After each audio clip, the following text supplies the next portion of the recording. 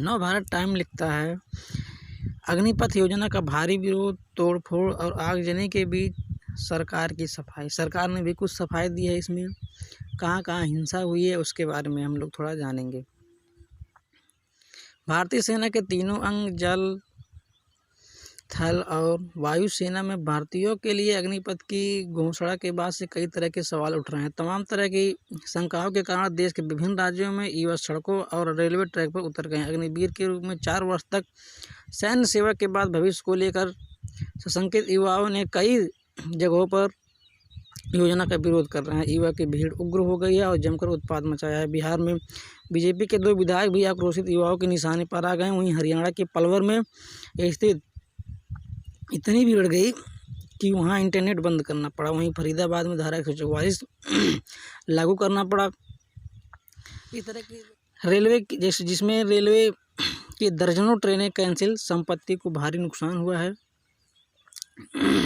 जगह जगह पर प्रदर्शनों के कारण 34 से अधिक ट्रेनों को कैंसिल कर दिया गया है, जबकि 8 अन्य ट्रेनों को आशंकित रूप से कैंसिल कर दिया गया। रेलवे ने कहा कि कम से कम 32 ट्रेनें इस प्रदर्शन के कारण अपने नियत समय से देरी से चल रही है। अकेले मध्य पूर्व रेलवे जोन में 22 ट्रेनें रद्द कर दी गई हैं। बिहार के छपरा, गोपालगंज, कैमूर और गया में ट्रेनों में आग लगा दी गई है, जिसमें कई बोगियां जलकर खाक हो गई हैं।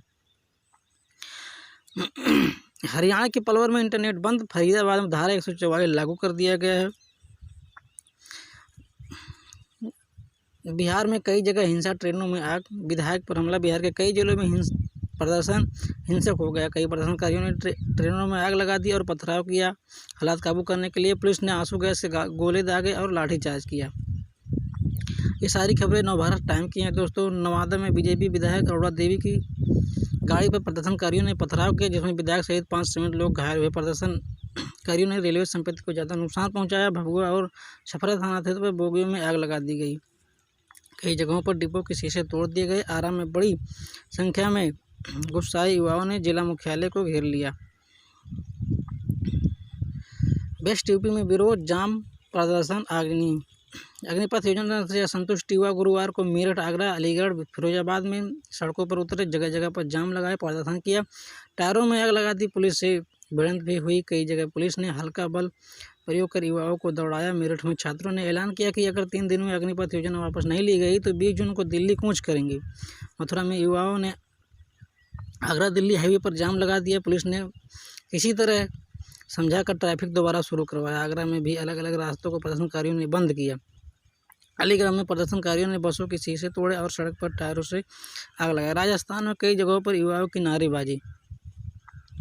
राजस्थान के कई जिलों में युवाओं के केंद्र सरकार के खिलाफ नारेबाजी की। पुलिस ने दावा किया कि प्रदर्शन के दौरान कहीं से किसी घटना होने की सूचना नहीं मिली। युवाओं की विशेष रूप से जयपुर, सीकर, नागौर, अजमेर, जोधपुर, जैसलमेर और झुंझुनू के जिला मुख्यालयों पर प्रदर्शन किया। जयपुर में बड़ी संख्या में लोग जिला कलेक्टर पर इकट्ठा हुए। कानून व्यवस्था बनाए रखने के लिए कई जगह अतिरिक्त फोर्स तैनात की गई। छात्रों के आधिकारिक ज्ञापन को भी सौंपे। उत्तराखंड की पिथौरागढ़ में हाईवे जाम। जम्मू में भी शांतिपूर्ण प्रदर्शन। जम्मू में किसी भी युवा ने धरना प्रदर्शन किया जम्मू में कुछ युवाओं ने धरना प्रदर्शन किया जिन्होंने थल सेना में भर्ती की मेडिकल और फिजिकल टेस्ट पिछले वर्ष ही पास कर लिया और अब वे लिखित परीक्षा का इंतजार कर रहे थे। 5 साल वाले MP MLA को जीवन भर पेंशन और हम बॉर्डर पर मरने जाएं और कोई पेंशन नहीं। इस तरह की खबर है। 7 साल की तैयारी में ख़राब कर दिया। 4 साल के लिए वहाँ क्यों जाऊँ। अग्निपथ स्कीम पर बोले छात्र।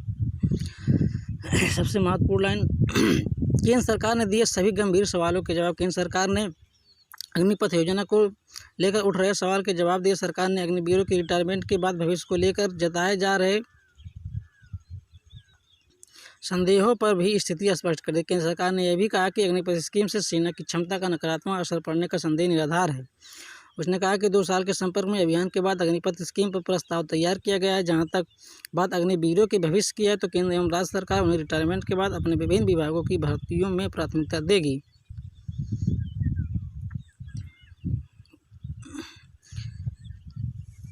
सबसे आखिरी सवाल, छात्रों का कहना है कि अग्निवीर स्कीम को वापस लिया जाए और सैनिक भर्ती को पहले की प्रक्रिया के तहत सैनिक भर्ती किया जाए।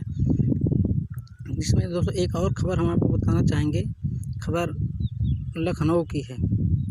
लखनऊ में दलित डिलीवरी बॉय से खाना लेने से इनकार, मुंह पर थूका, फिर गालियां देकर पीटा। 2 नामजद समेत 14 पर केस दर्ज हुआ है। जाति जानते ही फेंक दिया खाना। इस घटना की कड़ी निंदा करता हूँ। ये इस नियमित सैनिक और अग्निवीर में फ़र्क, ये चीज़ रिपोर्ट इंटरनेट से हमें मिला है। अग्निवीर पहले साल कुछ वेतन 30,000 रुपये और हाथ में 11,000 रुपये। अग्निवीर का इस स्कीम में जो अग्निवीर जाएंगे अग्निपथ के तहत, अग्निवीर फंड में जाएगा कुल वेतन का 30%। इस तरह दूसरे साल वेतन 33,000, तीसरे साल 36,500 और चौथे साल 40,000 रुपये हो जाएगा। इसका 30% काटने के बाद सैलरी हाथ में दी जाएगी। और नियमित सैनिक के बारे में शुरुआत में कुल मासिक वेतन 25,000 रुपये, हाथ में आएंगे 22,000 रुपये। बाद में सीनियरिटी के हिसाब से हर साल वेतन में वृद्धि। नौकरी का कुल समय अग्निवीरों का 4 साल का और नियमित सैनिक का 19 साल का है। 44 लाख रुपये शर्तों के मुताबिक 25% विकलांगता और 44 लाख रुपये 50% ये अग्निवीर का, और नियमित सैनिक का 25 से 45 लाख रुपये रैंक के हिसाब से। 40,000 रुपये यहाँ से 44 लाख रुपये शर्तों के मुताबिक 75% विकलांग है तो 44 लाख रुपये, 50% विकलांगता पर 25 लाख रुपये और 25% विकलांगता पर 15 लाख रुपये। नियमित सैनिक में 25 से 45 लाख रुपये रैंक के मुताबिक। ये चीज़ हम पहले बता चुके। पेंशन, अग्निवीरों को कोई पेंशन नहीं है। नियमित सैनिक को आजीवन पेंशन मिलेगा। ट्रेनिंग 10 हफ्ते से 6 महीने तक की है अग्निवीरों की, 11 महीने तक की नियमित सैनिक की। छुट्टी अग्निवीरों की अभी तय नहीं है। नियमित सैनिक साल में 90 छुट्टी। मेडिकल अग्निवीरों की तय नहीं है और नियमित सैनिक की आजीवन मिलेगी। जय हिंद दोस्तों।